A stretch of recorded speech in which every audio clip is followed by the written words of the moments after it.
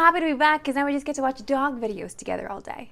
This is SportsCenter. Hey, I'm Marissa Roberto, and NHL training camps are officially underway. And while a lot of big contracts have been handed out over the past few days, one player who didn't see a raise was Sidney Crosby. Crosby has been known to be superstitious and signed a 2-year extension worth $8.7 million per year on Monday. The deal has people talking about whether Crosby is the biggest bargain in the NHL. And we thought we'd look into that question. It's worth noting that $8.7 million today is not what it once was in the NHL. When Crosby initially signed for $8.7 annually going into the 2008-2009 season, he was among the highest paid players in the league. Nowadays, it's a totally different story though, as that $8.7 is now tied for 42nd highest in the NHL in 2024. Considering Crosby's stats from a season ago, including the 12th most points with 94, his $8.7 million already looks like a steal. But comparing points to salaries of other top paid players makes this deal look even better. When dividing Crosby's $8.7 million over his 94 points, we get a dollar value of around $92,000. Meaning every one of his points only cost the Penguins that amount. Among the top 25 scorers from a season ago, Crosby ranks 10th in that category. It's also worth noting that Sidney Crosby ranks higher than Austin Matthews, David Pastrnak, and even Connor McDavid on this list. If you're ahead of a McDavid on this list, you're definitely doing something right. While it's hard to say definitively that Sid's contract is the best in the NHL, his recent production alone puts him among the best bargains in the league. And that's without bringing up his leadership, individual trophies, or Stanley Cups.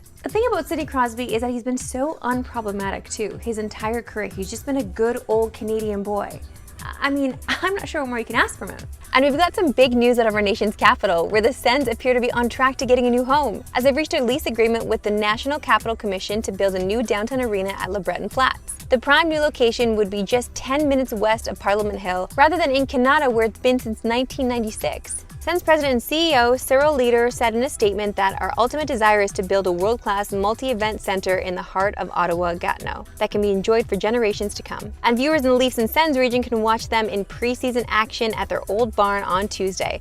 Puck drop at the Canadian Tire Centre is scheduled for 7 p.m. Eastern, 8 Atlantic on TSN 4 and 5.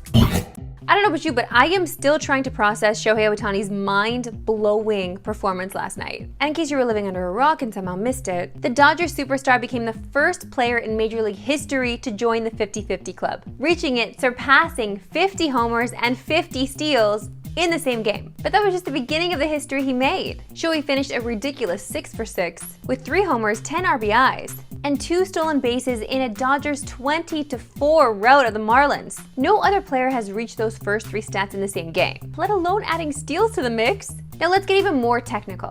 No player over the course of his entire career had ever had a 10 RBI game, 6 hit game, 5 extra base hit game, 3 home run game, and 2 stolen base game. And Shohei did all of that in one game. In fact, of the 16 players to ever rack up 10 RBIs in a game, since this stat became official in 1920, the previous 15 had combined for 0 stolen bases. So he is legitimately just in a league of his own. The 50-50 mark truly showcases Shohei's unique blend of speed and power. Before last night, the most steals anyone had in a 50 home run season was 24, a record set by Willie Mays and then later matched by Alex Rodriguez. And Ohtani still has 9 games remaining to add to his records. He's on pace for 54 bombs and 54 steals. The record for most steals by a Japanese-born player is also in reach with 56, which Ichiro set in his magical rookie season of 2001. And while this has been a season for the ages, it's crazy to think that we haven't even seen him pitch yet in a Dodgers uniform. Who knows what he could have in store for us next season?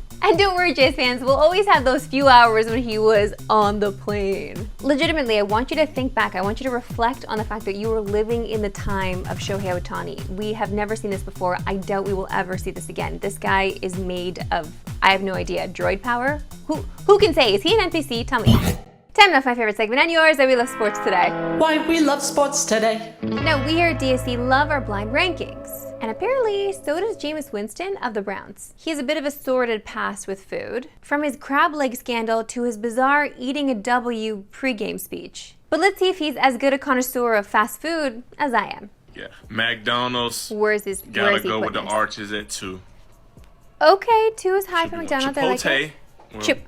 Can people say Chipotle right? Like the healthy McDonald's, I'm gonna go with 4. It's surprising for an athlete to put Chipotle Dunkin' at 4. Donuts. Man, I got Dunkin' Donuts coffee over Starbucks, honestly.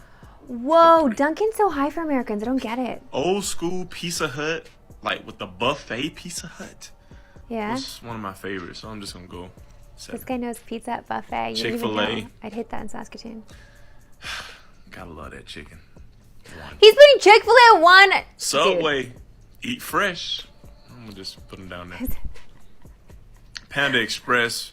Panda Express is not It's bad. not really impressive. Wow, he's going 10. Papa John's Pizza. Papa John's, y'all better than Pizza Hut now. He got so excited about Papa John's. Arby's, them curly fries. but Don't even put Arby's high. Okay, Subway. that's fine.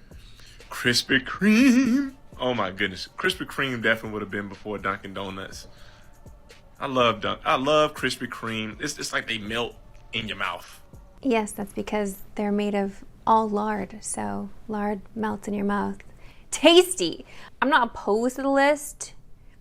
Chick-fil-A number 1 is wild to me. I probably would have put McDonald's over that. And we're in Canada here, so we don't really ride with Dunkin' because Dunkin' doesn't ride with us. You feel? Yeah, the rest of it's actually okay. Arby's should be down there. The curly fries are good, but like, when's the last time you've even driven past an Arby's? Where are the Arby's? And be sure to click the link or head to TSN's YouTube for our newest NFL show. It's Broken Table, powered by FanDuel. As Hein, Karolnik Davis, and Stevie Johnson break down this weekend's NFL slate. I'm sure they talk about food too. There are chicken wings on the tailgate. I don't know if you noticed the set, but it's pretty nice.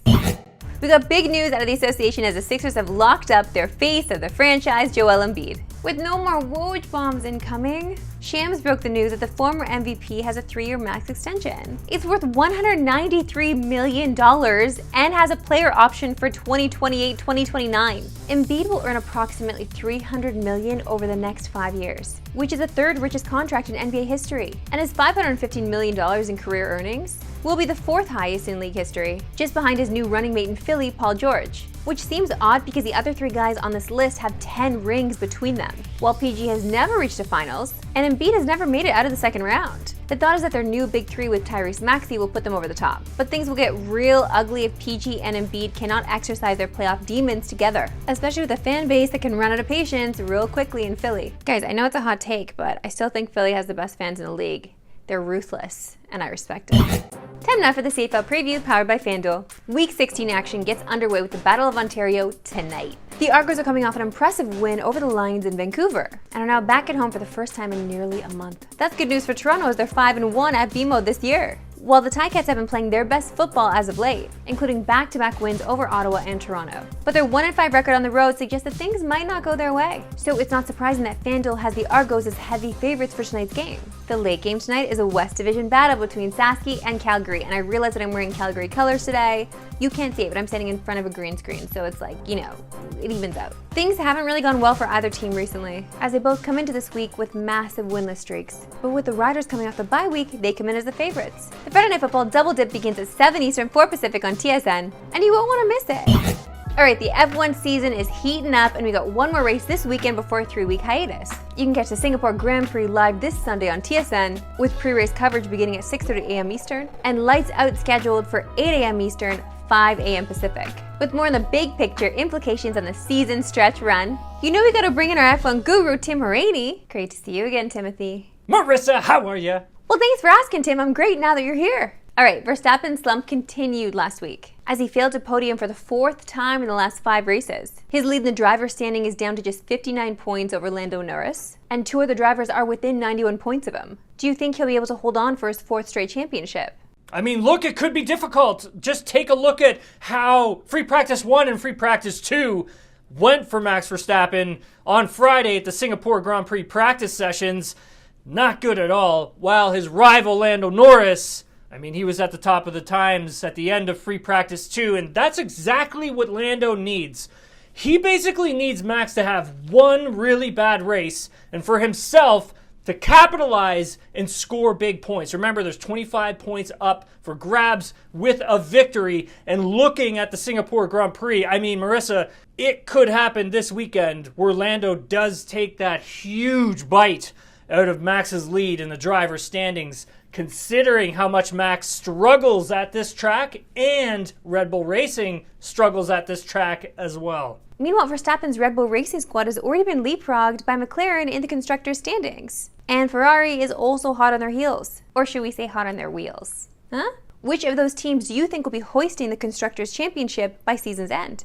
Yeah, that's a great question. I mean, McLaren right now obviously has that nice little buffer between themselves and Red Bull Racing, but then you have Ferrari, who in the last 2 races have really come on strong. They brought some updates to this car recently, and it's really turned things around. It's turned their season around as well, and they look extremely strong here at Singapore as well. So does Charles Leclerc. So for Ferrari, I mean, I could see them coming away with this team's championship at the end of the season. It could be a 3-way battle. That's how close F1 is now. It's absolutely incredible, and this weekend's going to be amazing. Timothy, thanks again for joining us. Enjoy the race. All right, thanks very much for having me, Marissa. Really appreciate it, and thanks to producer Sean as well. Aw, we love when Timothy stops by. He thanks me and the producer. It's so rare. That's it for me today. We'll see you right back here Monday, 3 Eastern, no Pacific. I hope you missed me. We'll see you then.